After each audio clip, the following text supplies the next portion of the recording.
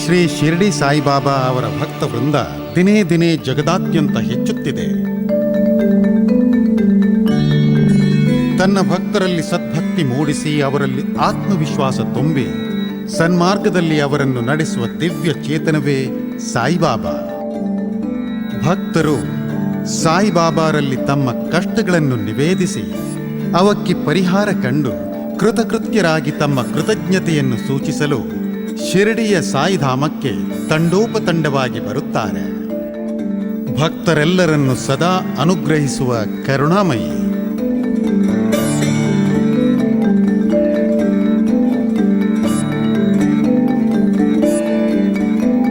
ಸಾಯಿಬಾಬಾರನ್ನು ನಂಬಿದ ಜನಕ್ಕೆ ಅವರು ಜೀವಂತ ಭಗವತ್ ರೂಪಿ.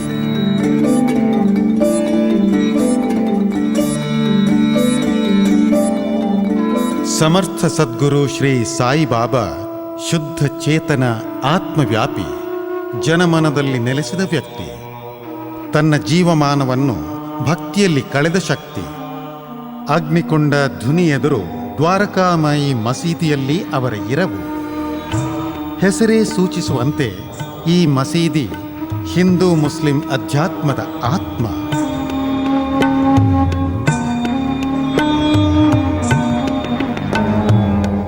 ಜನಜಂಗುಳಿಯ ಮಧ್ಯೆಯೂ ಜೀವನ್ಮುಕ್ತ. ತನ್ನ ಭಕ್ತರ ಮನದ ಆಗುಹೋಗುಗಳ ಸಂಪೂರ್ಣ ಅರಿವು ಇರುವ ಸರ್ವಜ್ಞ.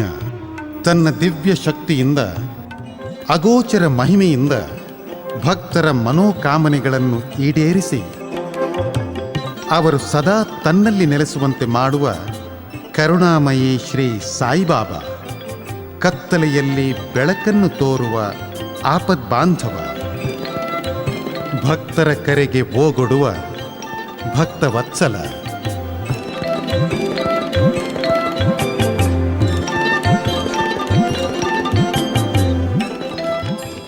ಸಾಯಿಬಾಬಾರ ದೇಹರೂಪಿ ಅಸ್ತಿತ್ವ 1918ನೇ ಇಸವಿಯವರೆಗೆ ನಮ್ಮ ಮಧ್ಯೆ ಇತ್ತು. ಅವರ ಜೀವಂತ ಕಾಲದಲ್ಲಿ ಹಾಗೂ ಅವರು ಇಹಲೋಕ ತ್ಯಜಿಸಿದ ಬಳಿಕವೂ ಅವರ ಭಕ್ತರು ನಾನಾ ವಿಧದಲ್ಲಿ ಪವಾಡ ಸದೃಶ ಅನುಗ್ರಹ ಪಡೆದು ಬಾಬಾರ ದೈವಲೀಲೆಯಲ್ಲಿ ಮೈಮರೆಯುತ್ತಿರುವುದು ನಿತ್ಯ ಸತ್ಯ. ಸಾಯಿಬಾಬಾ ಸಾಕ್ಷಾತ್ ಭಗವಂತನ ಅವತಾರ. ಈ ಮಾತು ಅವರ ಜೀವಿತ ಕಾಲದಲ್ಲೂ ಅಷ್ಟೇ ಸತ್ಯ. ಅವರ ಪವಾಡದಲ್ಲಿ ಅವರ ಕೈವಾಡವಿಲ್ಲ. ಅವರ ಅಂತರಾತ್ಮದಲ್ಲಿ ಹುದುಗಿದ ದೇವರದ್ದೇ ಮಹಿಮೆಯಲ್ಲ. ಭಕ್ತರ ನಂಬಿಕೆಯಿಂದ ಅವರ ಇಷ್ಟಸಿದ್ಧಿಯೂ ನಿಶ್ಚಿತ. ಕಾಯಿಲೆಗಳನ್ನು ಗುಣಪಡಿಸುವುದಿರಲಿ, ಮಕ್ಕಳಿಲ್ಲದವರಿಗೆ ಸಂತಾನ ಭಾಗ್ಯವನ್ನು ಕರುಣಿಸುವುದಿರಲಿ, ಅದು ಬಾಬಾರ ಮಹಿಮೆಗೆ ಹಿಡಿದ ಕನ್ನಡಿ. ಬಾಬಾರ ಮಾತಲ್ಲಿ ಹೇಳುವುದಾದರೆ, ನಾನು ನನ್ನ ಭಕ್ತರಿಗೆ ಬೇಕಾದ್ದನ್ನು ಕೊಡುತ್ತೇನೆ, ಅದಕ್ಕೆ ಬದಲಾಗಿ ಅವರು ನನಗೆ ಬೇಕಾದ್ದನ್ನು ಕೊಡುತ್ತಾರೆ. ಅಂದರೆ ಅವರು ಆತ್ಮ ಸಾಕ್ಷಾತ್ಕಾರ ಹೊಂದುತ್ತಾರೆ.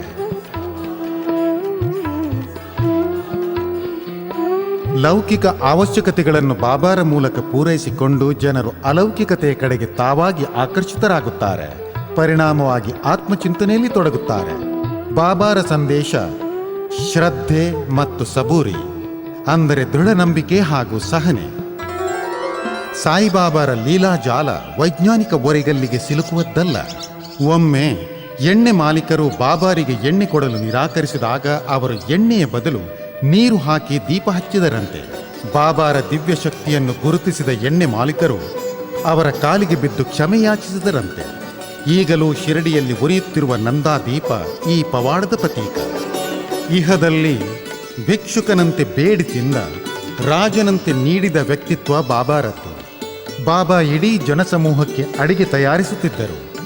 ಕುದಿಯುತ್ತಿರುವ ಅಡಿಗೆಯನ್ನು ಕಾದು ಕೆಂಪಾದ ಲೋಹದ ಸಟ್ಟುಗೆಯಿಂದ ಕದಡುತ್ತಿರುವಾಗ ಅವರ ಕೈಗೆ ಬಿಸಿ ಮುಟ್ಟದಿರುವುದು ನೆರೆದ ಜನರಿಗೆ ಸೋಜಿಗವೆನಿಸುತ್ತಿತ್ತು.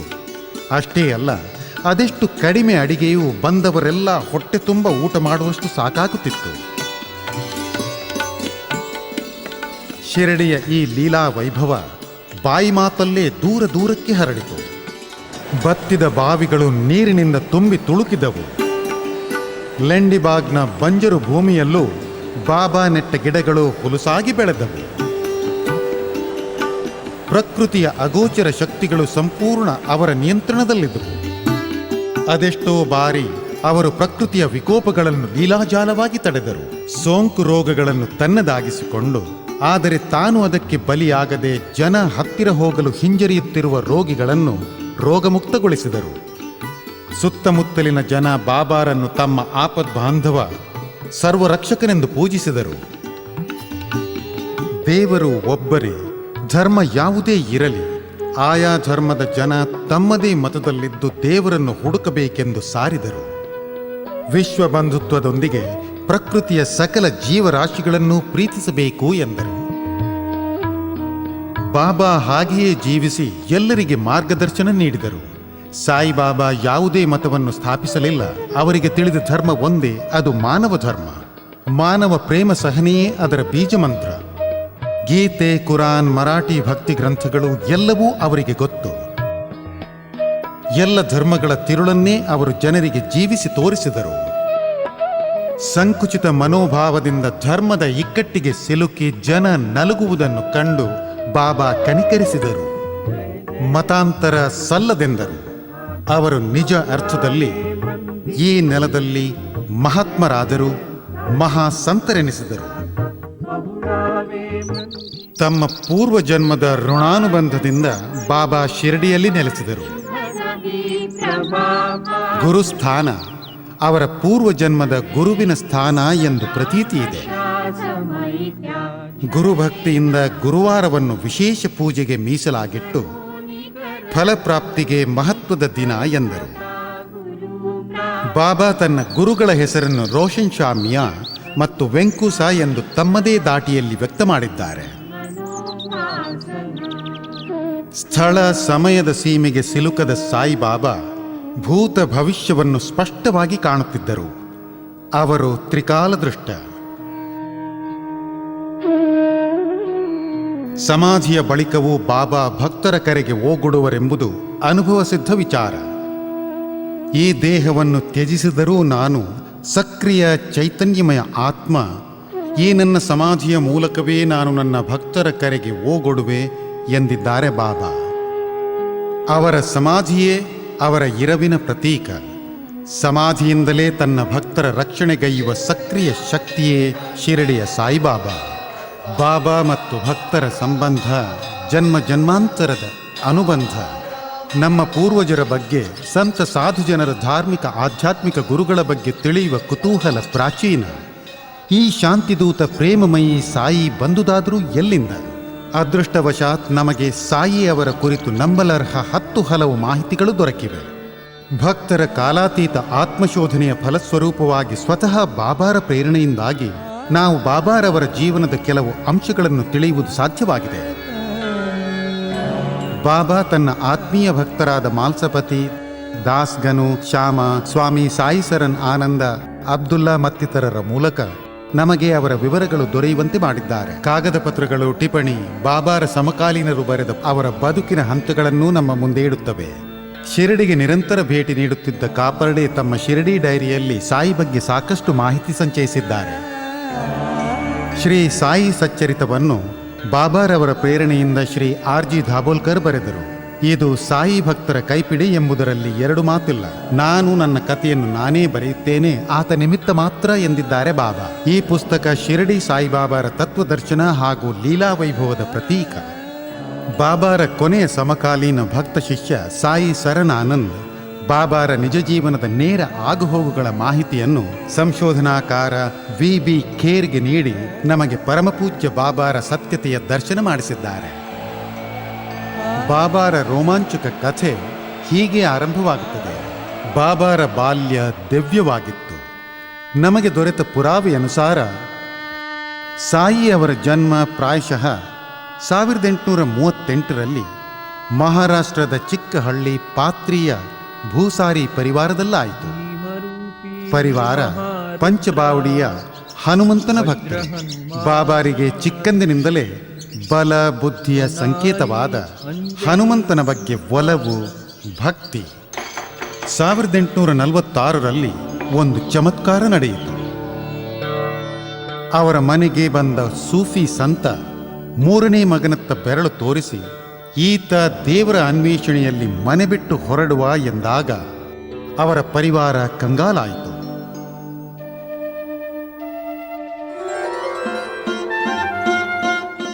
ಆದರೆ ಒಂದು ದಿನ ಈ ಚಿಕ್ಕ ಹುಡುಗ ಸೂಫಿ ಸಂತನೊಂದಿಗೆ ಭಗವಂತನನ್ನು ಅರಸಲು ಹೊರ ಜಗತ್ತಿನತ್ತ ಹೆಜ್ಜೆ ಹಾಕಿದ.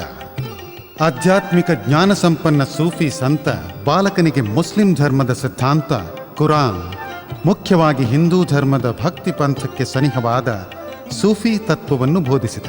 ಶರ್ತರಹಿತ ಶರಣಾಗತಿಯೇ ದೈವಭಕ್ತಿಯ ಪರಾಕಾಷ್ಠತೆ ಎಂಬುದರ ಅರಿವು ಮೂಡಿಸಿದ.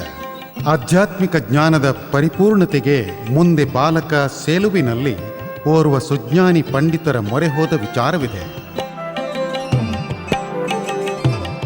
ಬಾಬಾ ತನ್ನಲ್ಲಿ 2 ಪೈಸೆ ದಕ್ಷಿಣೆ ಕೇಳಿದ ಗುರುವಿನ ಬಗ್ಗೆ ಆಗಾಗ ಹೇಳುತ್ತಾರೆ. ತಾನು ದಕ್ಷಿಣೆ ಇದ್ದಾಗ ಗುರು ಸಂತುಷ್ಟರಾಗಿ ಅದರ ಮರ್ಮವನ್ನು ಬಿಚ್ಚುತ್ತಾರೆ.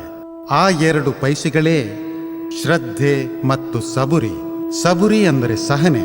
ಅವೇ ಬಾಬಾರ ಸಿದ್ಧಾಂತದ 2 ಮುಖಗಳು. ಸಾಯಿ ಸಚ್ಚರಿತ್ರೆಯ ಪ್ರಕಾರ ಯುವ ಭಿಕ್ಷುವೊಬ್ಬ ಶಿರಡಿಯಲ್ಲಿ ಒಮ್ಮೆಲೆ ಪ್ರತ್ಯಕ್ಷನಾದ.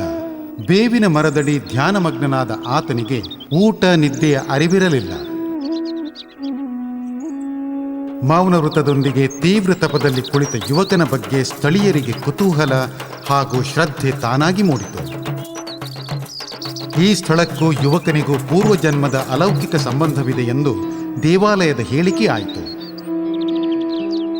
ಜನ ಈ ಸ್ಥಳವನ್ನು ಅಗೆದಾಗ ಉರಿಯುವ ದೀಪ ಹಾಗೂ ಪೂಜೆಯ ಸಾಮಾನುಗಳು ಕಾಣಸಿಕ್ಕಿದವು. ಈ ಸ್ಥಳದಲ್ಲಿ ಹಿಂದಿನ ಜನ್ಮದಲ್ಲಿ ತನ್ನ ಗುರು ವಾಸಿಸುತ್ತಿದ್ದ ಎಂದು ಯುವ ತಪಸ್ವಿ ಹೇಳಿದ. ಭಕ್ತ ಜನ ಈ ಸ್ಥಳವನ್ನು ಕಲ್ಲು ಚಪ್ಪಡಿಗಳಿಂದ ಮುಚ್ಚಿ ಪೂಜಿಸಲಾರಂಭಿಸಿದರು. ಇದುವೇ ಗುರುಸ್ಥಾನ, ಶಿರಡಿಯಲ್ಲಿ ನಿತ್ಯ ಪೂಜೆಗೊಳ್ಳುತ್ತಿರುವ ಸ್ಥಳ. ಆ ಬಳಿಕ ಯುವಕ ಇಂದಿನವರೆಗೂ ಎಲ್ಲೂ ಕಾಣಸಿಗದಿರುವುದೊಂದು ಪವಾಡ. ಕೆಲವು ಸಮಯದ ಬಳಿಕ ಧೂಪ್ ಖೇದ್ನ ಏಲ್ ಗಂಗಾ ನದಿ ತೀರದ ಮರದ ಕೆಳಗೆ ಸರ್ವಸುಂದರ ಯುವ ಸೂಫಿ ಸಂತ ವಿಶ್ರಮಿಸುವುದು ಕಾಣಿಸಿತು.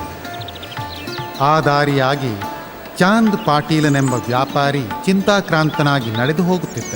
ಯುವ ಸೂಫಿ ಸಂತ ಆತನ ಹೆಸರು ಕೂಗಿ ಕರೆದು ದುಃಖದ ಕಾರಣ ಕೇಳಿದಾಗ ಚಾಂದ್ ಪಾಟೀಲ್ನಿಗೆ ಈತನಿಗೆ ತನ್ನ ಹೆಸರು ಹೇಗೆ ಗೊತ್ತು ಎಂದು ಆಶ್ಚರ್ಯವಾಯಿತು.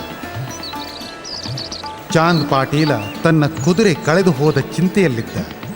ಸೂಫಿ ಸಂತ ದೂರದಲ್ಲಿ ಹರಿಯುವ ನೀರಿನತ್ತ ಬೆರಳು ತೋರಿಸಿ, ಅಲ್ಲಿದೆ ನಿನ್ನ ಕುದುರೆ ಎಂದ. ಬಳಿಕ ಸೂಫಿ ಸಂತ ಚಾಂದ್ ಪಾಟೀಲ್ನಿಗೆ ಚಿಲುಂ ಸೇದಲು ಕೊಟ್ಟ.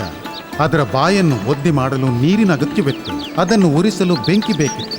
ತನ್ನಲ್ಲಿದ್ದ ಕಬ್ಬಿಣದ ಸಲಾಕೆಯಿಂದ ನೆಲವನ್ನು ತೆಗೆದು ನೀರನ್ನೂ ಬೇಕಿದ್ದ ಬೆಂಕಿಯನ್ನೂ ಪೂರೈಸಿದಾಗ ಚಾಂದ್ ಪಾಟೀಲ್ನಿಗೆ ಈತ ದೇವಮಾನವನೆಂಬ ಅರಿವಾಯಿತು.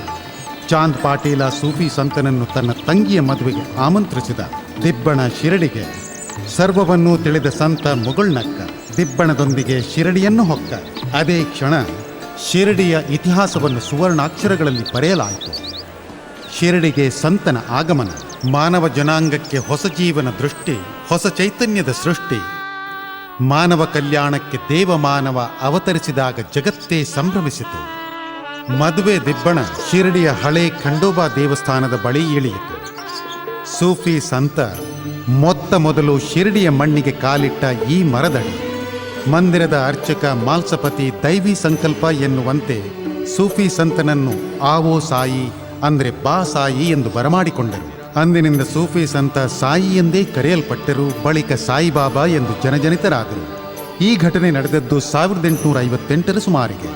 ಬಾಬಾ ನಂತರ ಸುಮಾರು 60 ವರ್ಷಗಳವರೆಗೆ ಶಿರಡಿಯ ನೆಲವನ್ನು ಪಾವನಗೊಳಿಸಿದರು.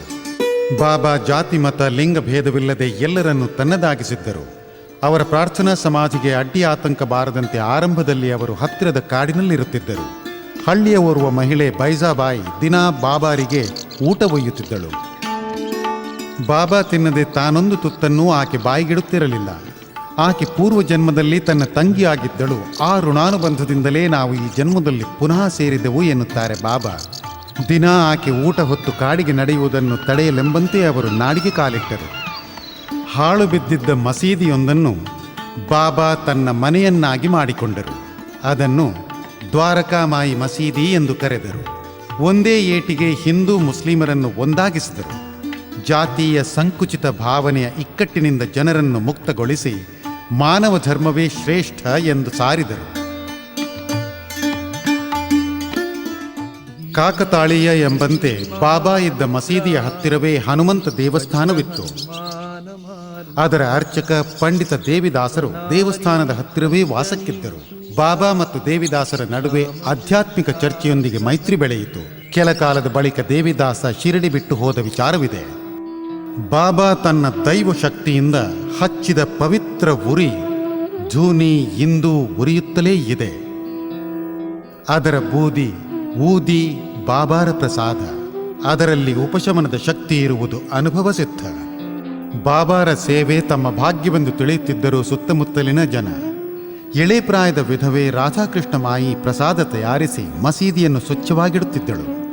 ಬಾಬಾ ಆಕೆಯನ್ನು ಅನುಗ್ರಹಿಸಿದ್ದರು. ಚಿಕ್ಕ ಪ್ರಾಯದಲ್ಲೇ ಮಾಯಿ ಇಹಲೋಕ ತ್ಯಜಿಸುತ್ತಿರುವಾಗ ಬಾಬಾ ಆಕೆಯ ಶಯ್ಯೆಯ ಬಳಿ ಇದ್ದರು. 1886ನೇ ಇಸವಿಯಲ್ಲಿ ವಿಚಿತ್ರ ಸಂಗತಿಯೊಂದು ಘಟಿಸಿತು. ಮಾಲ್ಸಪತಿಗೆ 3 ದಿನಗಳವರೆಗೆ ತನ್ನ ದೇಹವನ್ನು ಕಾಯುವಂತೆ ಬಾಬಾರವರು ಹೇಳಿ ಧ್ಯಾನ ಸಮಾಧಿಯಲ್ಲಿ ಮುಳುಗಿದರು. ನಿಶ್ಚಲವಾದ ದೇಹವನ್ನು ಕಂಡ ಜನ ಪಿಸು ಮಾತಿನಲ್ಲಿ ಬಾಬಾರ ಅಂತಿಮ ಕ್ರಿಯೆಯ ಏರ್ಪಾಡು ಮಾಡುತ್ತಿದ್ದರು. ಆದರೆ ಮಾಲ್ಸಪತಿ ಜನರನ್ನು ತಡೆದರು. ನಂತರ 3 ದಿನಗಳ ಬಳಿಕ ಬಾಬಾ ಗಾಢ ನಿದ್ದೆಯಿಂದ ಎಚ್ಚೆತ್ತಂತೆ ಕಣ್ತೆರೆದು ಸುತ್ತಲಿನ ಜನರನ್ನು ಆಶ್ಚರ್ಯಚಕಿತಗೊಳಿಸಿದರು. ಜನರಿಗೆ ಬಾಬಾರಲ್ಲಿ ದೇವರ ದರ್ಶನವಾಯಿತು. ಸಂಕಟ ಕಾಲದಲ್ಲಿ ಬಾಬಾರ ಮೊರೆ ಹೋದಾಗಲೆಲ್ಲ ಸಂಕಟ ನಿವಾರಣೆಯಾದ ಉದಾಹರಣೆಗಳು ಅದೆಷ್ಟೋ ಇವೆ. ಬಾಬಾ ಎಲ್ಲರನ್ನೂ ಸುಲಭವಾಗಿ ಬರಮಾಡಿಕೊಳ್ಳುತ್ತಿದ್ದರು. 2 ದಿನಗಳಿಗೊಮ್ಮೆ ಚಾವಡಿಯಲ್ಲಿ ಕುಳಿತಾಗ ಅಲ್ಲಿ ಎಲ್ಲರೂ ಸೇರುತ್ತಿದ್ದರು.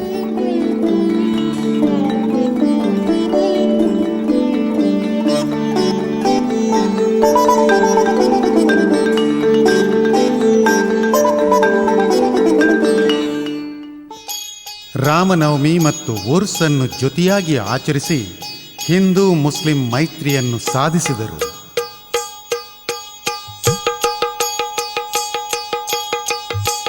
ಬಾಬಾರ ಒಪ್ಪಿಗೆ ಇಲ್ಲದೆ ಯಾರೂ ಮನಬಂದಂತೆ ವರ್ತಿಸುವುದು ಸಾಧ್ಯವಿರಲಿಲ್ಲ.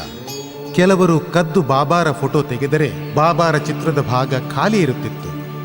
ಆದರೆ ಕೆಲವರಿಗೆ ಅವರ ಫೋಟೋ ತೆಗೆಯುವ ಅನುಮತಿ ಭಾಗ್ಯ ದೊರಕಿತ್ತು. ಈ ಫೋಟೋಗಳು ಇಂದು ಜಗತ್ತಿನಾದ್ಯಂತ ಪೂಜೆಗೊಳ್ಳುತ್ತಿವೆ. ಶ್ರೀಮಂತ ಗೋಪಾಲ ಭುಟ್ಟಿ ದ್ವಾರಕಾಮಯಿ ಮಸೀದಿಯ ಮುಂದೆ ಶ್ರೀಕೃಷ್ಣನ ಜನ್ಮಸ್ಥಳ ದ್ವಾರಕೆಯ ಹೆಸರಿನಲ್ಲಿ ಕೃಷ್ಣ ಮಂದಿರ ಕಟ್ಟಲು ಅನುಮತಿ ಕೇಳಿದಾಗ ಬಾಬಾ ಸಂತೋಷದಿಂದ ಒಪ್ಪಿಕೊಂಡರು. ಡಿಸೆಂಬರ್ 30, 1915ರ ಶುಭ ಮುಹೂರ್ತದಲ್ಲಿ ದೇವಸ್ಥಾನ ಕಟ್ಟುವ ಕೆಲಸ ಆರಂಭವಾಯಿತು. ಬಾಬಾ ಅದನ್ನು ಭುಟ್ಟಿವಾಡ, ದಗಡಿವಾಡ ಎಂದು ಕರೆದರು.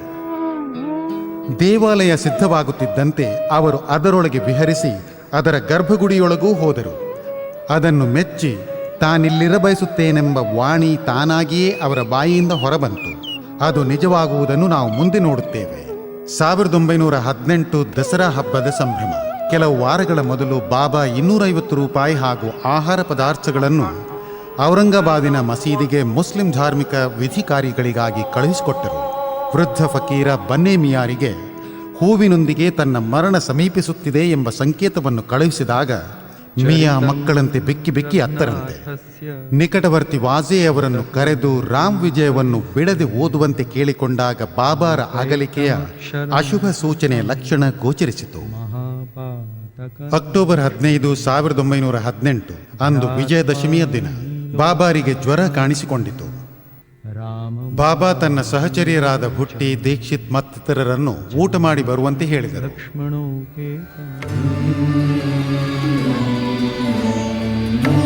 ಬಾಯಾಜಿ ಅಪ್ಪ ಕೋಟೆಯ ಆಸರೆಯಿಂದ ಎದ್ದು ಕುಳಿತರು. ಆಪ್ತರಾದ ಲಕ್ಷ್ಮೀಬಾಯಿ, ನಿಮೋನ್ಕರ್, ಶಿಂಪಿ, ಭಾಗೋಜಿ ಬಾಬಾರವರ ಹತ್ತಿರ ಕೂತಿದ್ದರು. 9 ಬೆಳ್ಳಿ ನಾಣ್ಯಗಳನ್ನು ತೆಗೆದು ತನಗೆ ಸಲ್ಲಿಸಿದ ಸೇವೆಯ ಕುರುಹಾಗಿ ಲಕ್ಷ್ಮೀಬಾಯಿ ಅವರ ಕೈಗಿತ್ತರು. ಈ ಲೋಕದಲ್ಲಿ ಬಾಬಾರ ಕೊನೆಯ ಕೊಡುವಿಕೆ. ಆ ಬಳಿಕ ತನ್ನನ್ನು ಭುಟ್ಟಿಯ ದಗಡಿವಾಡಕ್ಕೆ ಕೊಂಡೊಯ್ಯುವಂತೆ ಹೇಳಿ ಬಾಯಾಜಿ ಅಪ್ಪ ಕೋಟೆಯ ಮೇಲೆ ಒರಗಿ ಕೊನೆಯುಸಿರೆಳೆದರು. ಬಾಬಾರವರು ಅಂತ್ಯದಿಂದ ಅಮರತ್ವದೆಡೆಗೆ ಸಾಗಿದರು. ಅಂದು ವಿಜಯದಶಮಿ. 1918ನೇ ಇಸವಿಯ ಅಕ್ಟೋಬರ್ 15 ಮಧ್ಯಾಹ್ನ 2:30 ಗಂಟೆ. ಶಿರಡಿ ಒಮ್ಮಿಂದೊಮ್ಮೆಗೆ ಸ್ತಬ್ಧವಾಯಿತು. ಹೋದ ಬಳಿಕವೇ ಮರಳುವುದು ಸಾಧ್ಯ. ಬಾಬಾ ಮಾಡಿದ್ದು ಅದನ್ನೇ. ಬಾಬಾರ ದೈಹಿಕ ದರ್ಶನದ ಅಂತರ್ಧಾನದ ಬಳಿಕ ಅವರ ಆತ್ಮಚೇತನ ಅವರ ಅಗಣಿತ ಭಕ್ತಗಣಕ್ಕೆ ಅಭಯಹಸ್ತ ನೀಡುತ್ತಿದೆ. ಬಾಬಾರ ಆತ್ಮ ದಗಡಿವಾಡೆಯ ಗರ್ಭಗುಡಿಯನ್ನು ಪ್ರವೇಶಿಸಿದೆ ಎಂಬ ವಿಚಾರ ಶಿರಡಿಯ ಜನಮನವನ್ನು ತಟ್ಟಿತು. ಪರಿಣಾಮವಾಗಿ ಕೃಷ್ಣ ಮಂದಿರವಾಗಬೇಕಾಗಿದ್ದ ದೇವಸ್ಥಾನ 1918 ಅಕ್ಟೋಬರ್ 16ರಂದು ಬಾಬಾರ ಸಮಾಧಿ ಮಂದಿರವಾಯಿತು.